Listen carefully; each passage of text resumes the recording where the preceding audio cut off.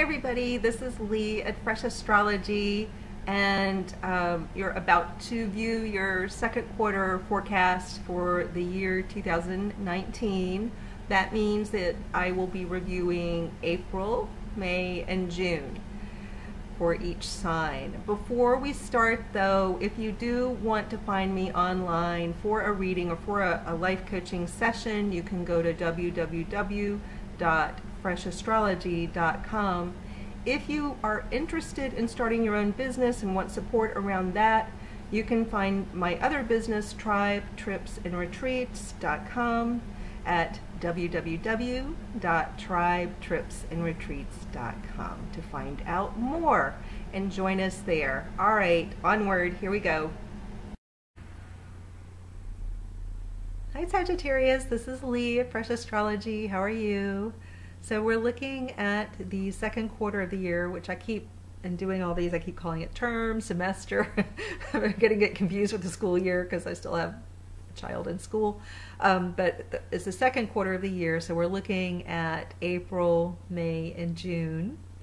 And let's see what's going on for you. If you haven't watched me before, I do astrology a little differently. I am only here because, and have been on YouTube since 2011, because I believe that, sorry, I'm just getting comfortable, I've been sitting here for a long time,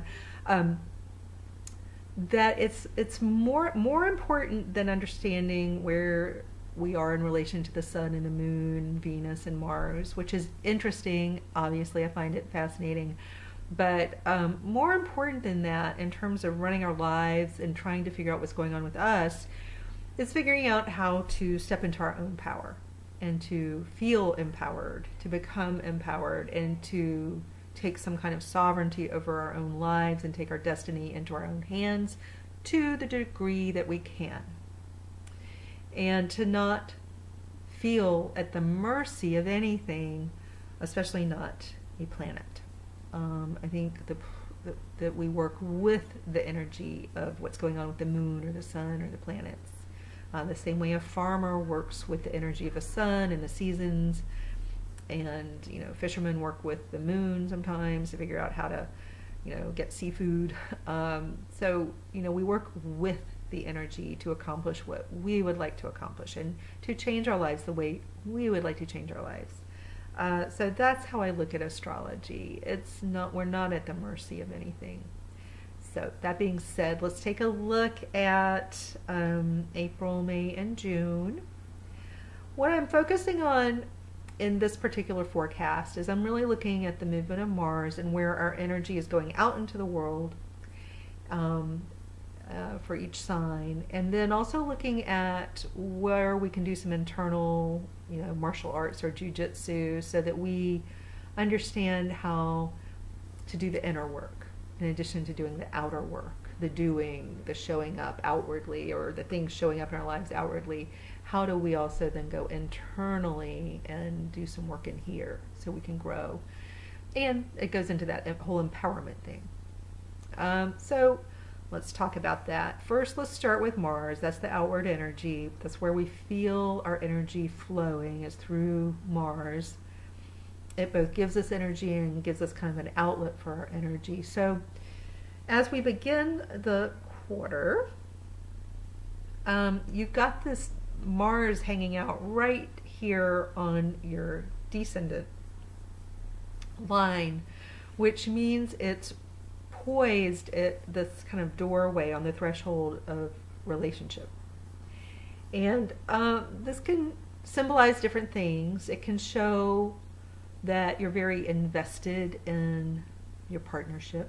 Like if it could be a business partnership, a tight friend that you're feel very emotionally drawn to, a friendship, or you're putting a lot of energy into building friendships or business partnerships and love relationships. You could be putting a lot of your energy into your love relationship.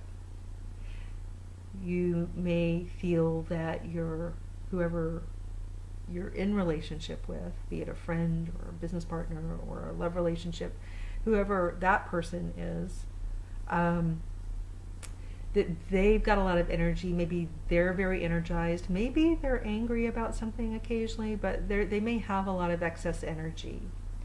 There may be, you just may notice that someone else in your world is very energized, or maybe dealing with some anger, which happens, you know, so you just, maybe something you notice. But you yourself may be pouring a lot of energy into your partnerships and friendships right now. This is where a lot of your focus and energy are. Certainly if you're single, it could be that there's a new person. Sometimes Mars can represent a person, but it also shows your energy kind of open to the fact that a person, you know, if a person arrived and you're all closed off, then you can't be in a relationship. But if a person shows up and you're more accessible somehow, then a relationship can happen. So this also shows you kind of your willingness to be in a relationship if a new person arrives. So it's not just the other person, it's also you. So that kind of dominates the first month and a half, and then through the rest of May and into June, it shifts and your energy is more focused on, now if you are developing a relationship, it's deepening that relationship, coming together and kind of being a little more vulnerable, understanding how to navigate the world of intimacy, which is more than just physical intimacy. It's really far more about emotional intimacy and opening up, whether you can or can't open up to someone else, and whether they can or can't, and what that energy is like between the two of you. So there, for people who are in relationship and exploring relationships, there's that journey. But if you're more in a place where you've been married for a long time, if there is somebody in your life and you've been married for a long time, it kind of re-energizes your relationships. And you might notice that your partner is having some anger issues. Sometimes that crops up. But for you, you're putting a lot of energy maybe into helping a partner, being there for a partner, and in the latter part of the quarter, you're maybe helping with some financial issues, getting some financial issues straightened out. There could be a little energy and maybe sometimes anger, feelings of anger around financial issues for some of you. Not necessarily. So how do you deal with that? It's really putting your energy toward how to deal. Like you can notice, for example, if you have some weird emotional, which we all do, we all have weird emotional baggage. Everyone, we all have weird emotional baggage. Do you have any weird emotional baggage around finances? Do you have some hang-ups around money, some fears around money? Do you have some hang-ups and fears around getting close to somebody and letting someone in? You know, does it agitate you too much to get close to someone, to feel really close? Do you get agitated when you think about money and earning money or asking for money? Is that a hard thing for you? Does it make you angry with yourself for some reason to have to need money or ask for money? Those are some questions you can sort through, or just figure out what's going on for you. If there's a lot of energy here, and in some cases it's going to feel like pent-up energy, what is the agitation about? What are you scared about if you start having issues around finances, or with a partner? What's really going on in here? Sometimes we just have to do more of a psychological excavation to figure it out. But that's where all the energy is during this quarter. It's in that side of the chart, has to do with others, has to do with other people's money, maybe loans, maybe real estate, maybe taxes, maybe all of the above. So you're kind of dealing with that stuff. Now, if some people don't, you know, like that's just not a part of their world, then it's more around, I would say, the people in your life who you're close to. And I will put out there, some of you may start therapy or do some kind of therapy. You may get more invested in helping yourself in that way. for a few of you. Now, the place where you can do more of the internal martial arts is more over on the side of the chart where you're figuring out what you want to do for a living. How do you want to earn money? There's some questions around how do you want to spend money too, but let's think about it more from how do you want to earn money. It's a pivotal time for you to be asking this for many, many reasons that have to do with the astrology of now. And I imagine many Sagittarius people are really on a deep level reforming, maybe forming for the first time depending on your age, but a lot, even if you're forming for the first time, there are a lot of deep internal changes going on in this area of what you'll do for a living. What is your career? How are you going to earn money? These are some powerful questions going on right now, and it hasn't always felt good. These questions haven't always felt good. But I think a lot of you through this transition, this very strong transition you've been going through in this area, are getting somewhere, I would say. I don't know if you're there yet, but you're getting somewhere with this question, and probably going through some deep changes and maybe external changes to begin to change your career and how you earn money. So I think that's happening on many levels, deep psychology, but also you might find yourself starting to make some shifts so that you're going to shift your career. I do think there'll be some big lucky changes for you in career direction and also what your earning capacity starting next December. And so this is the right time to be asking these questions and to have this conversation with yourself. What do I want to do for a living? And it's best asked, I think, you don't have to do anything, I say, but I do think you will do best, given the power of the transits happening in this area, you would do best to do two things. One is to really connect with your personal value system, your core values. I think in a way, part of what's being asked of you is to pick an occupation that really speaks to your core values. So you're really living from your values every day when you do work. It's kind of ideal. The ideal setup is that you really care about what you do because it lines up with your values. So that's being asked on a very deep level. And if you pick wisely, it becomes a lifelong, a very, your choices have a lot of longevity. This career could be for life if you pick wisely and choose wisely and pick something you love and that aligns with your values. This has, these choices you're making right now, the way things are aligning right now, has a lot of staying power and a very strong capacity to make you a good living. So that's really, most people want, that's sort of the dream, to do something you love and make good money. This is so well starred for you. The potential is very much here. But something needs to happen between now and then. Whenever then, it could strike in April when you get this lucky break. I don't know when it'll happen, but for you to really get there, something has to happen. And it goes something like this, the thing that has to happen.